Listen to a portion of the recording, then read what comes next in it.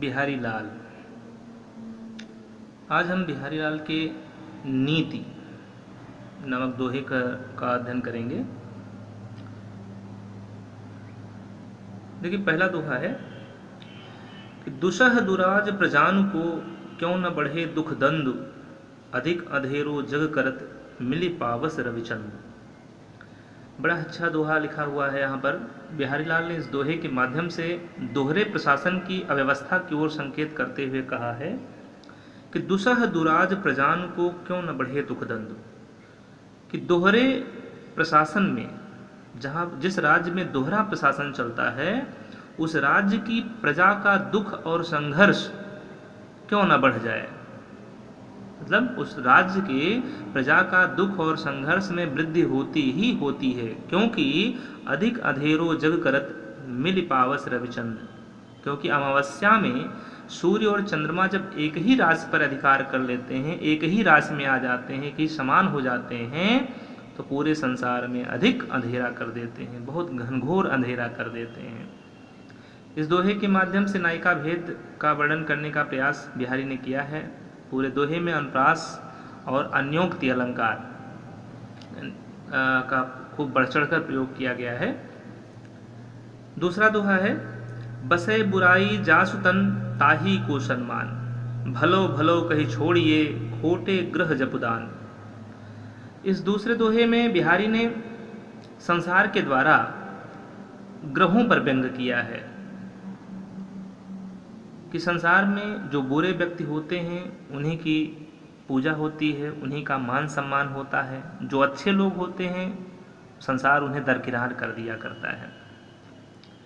यहाँ पर देखिए, लिखते हैं बसे बुराई जासुतन। बिहारी लाल कहते हैं कि जिसके शरीर में बुराई बसी होती है, जिसके हृदय में बुराई निवास करती है, जो आदमी बुरा होता है, ताही को सम्मान, इस संसार में उसी व्यक्ति की प्रतिष्ठा होती है। क्योंकि यदि वह व्यक्ति अपनी बुराई को, अपनी दुष्टता को छोड़ भी दे तो भी लोग उससे डरते रहते हैं, क्योंकि वह बुरा व्यक्ति है, इसलिए लोग डरते रहते हैं। ये संसार का नियम है कि भलो भलो को कहीं छोड़िए, कि जो अच्छे ग्रह होते हैं, जो अच्छे लोग होते हैं, खोटे ग्रह जपदान। क्योंकि जो भले ग्रह होते हैं, लाभ पहुंचाने वाले ग्रह होते हैं, संसार उन्हें अच्छा कह के छोड़ देता है, दरकिनार कर दिया करता है। किंतु खोटे ग्रह जपदान, लेकिन जो खोटे ग्रह होते हैं, जैसे शनि है, राहु है, केतु है, मंगल है, इन ग्रहों के खोटेपन के कारण लोग इनकी पूजा करते रहते हैं। कहीं ऐसा ना हो कि ये जो खोटे ग्रह हैं, शनि, राहु, केतु, मंगल, ये कहीं रुष्ट ना हो जाए। उनको प्रसन्न रखने के लिए हमेशा उनको जप और दान तप किया करते हैं, उन्हें हरदम उनकी पूजा करते रहते हैं। कवि ने यहाँ दृष्टांत अलंकार का प्रयोग किया है और दुष्ट प्रवृत्ति के लोगों की प्रतिष्ठा का यहाँ चित्रण करने का प्रयास किया है। इस दोहे के माध्यम से हमें यह भी पता चलता है कि कवि बिहारी को ज्योतिष का बड़ा अच्छा ज्ञान दिखाई देता है, क्योंकि उन्हें पता है कि कौन कौन सा ग्रह खोटा है, कौन कौन सा ग्रह अच्छा होता है। आगे चलते हैं। नर की अरुणल नीर की गति एकै कई जोई, जेतो नीचो होई चले तेतो ऊंचो होई। यहाँ पर विरोधाभास अलंकार देखने को आ रहा है। दृष्टांत के माध्यम से विरोधाभास अलंकार दिखाई पड़ रहा है। लिखते हैं कि नर की अरुणल नीर की, मनुष्य की, और नल के नीर की, नल के जल की चाल के द्वारा यहाँ पर इन कवि ने, बिहारी लाल ने उनकी विशेषता बताने का, उनकी गंभीरता बताने का प्रयास किया है। यहाँ पर आदमी को विनम्र होने के लिए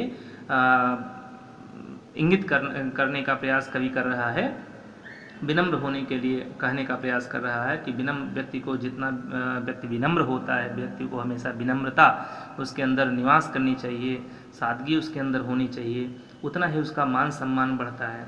कहते हैं नर की अरुणल नीर की, मनुष्य की और नल के पानी की दशा गति एकै करि जोई।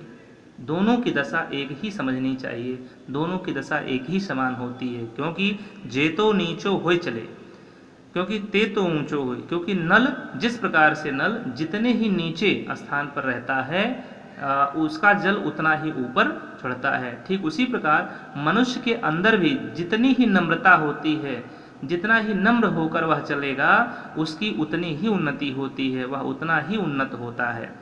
ठीक है, इस दोहे के माध्यम से कवि ने यह बताने का प्रयास किया है, यानी व्यक्ति को हमेशा विनम्रता का पालन करना चाहिए, व्यक्ति को हमेशा विनम्र होना चाहिए। अगला है कि बढ़त बढ़त संपत्ति सलिल मन सरोज बढ़ जाई, घटत घटत सुनभिर घटे बर समूल कुम्हलाई। ये पूरी मानव जाति को बिहारी लाल ने इस दोहे के माध्यम से समझाने का प्रयास किया है। बहुत ही अच्छा दोहा है। इस दोहे में बिहारी ने बताने का प्रयास किया है कि जब धन बढ़ जाता है तो धन के साथ साथ मन का बढ़ना जो है वो विनाशकारी होता है, वो नुकसानदायक होता है, क्योंकि धन तो बढ़ जाता है और उसके साथ साथ मन बढ़ जाता है, लेकिन जब धन घटता है तो मन घटता नहीं है, जो व्यक्ति के लिए बहुत ही विनाशकारी होता है। बढ़त बढ़त संपत्ति सलिल, बिहारी लाल कहते हैं कि संपत्ति रूपी जल के बढ़ते रहने से मन सरोज बढ़ जाए, मन रूपी कमल बढ़ जाता है, मन रूपी कमल भी विकास कर जाता है, मन भी बढ़ जाता है। यहाँ रूपक अलंकार देखने को मिल रहा है, संपत्ति सलिल मन सरोज में रूपक अलंकार है। किंतु घटत घटत सुन फिर घटे, किंतु जब संपत्ति रूपी जल का घटना प्रारंभ होता है तो मन रूपी कमल नीचे नहीं आता, मन रूपी कमल घटता नहीं है, कम नहीं होता है, बल्कि बर समूल कुम्हलाई, बल्कि जड़ सहित वह सूख जाता है, कुम्हला जाता। अर्थात धन की कमी होने पर जब बढ़ा हुआ मन है वह हीन नहीं होता बल्कि नष्ट हो जाता है। इसलिए संपत्ति रूपी जल के बढ़ने के साथ साथ मन रूपी कमल को बढ़ाना नहीं चाहिए। संपत्ति चाहे कितना ही अधिक क्यों ना बढ़ जाए, लेकिन मन को उस संपत्ति के साथ साथ बढ़ाना नहीं चाहिए, मन को यथोचित स्थान पर ही रखना चाहिए। पूरे दोहे में यहाँ दृष्टांत और रूपक अलंकार का प्रयोग किया गया है। जहाँ घटत घटत बढ़त बढ़त में आप देखेंगे पुनरुक्ति प्रकाश अलंकार का प्रयोग हुआ है। ठीक है,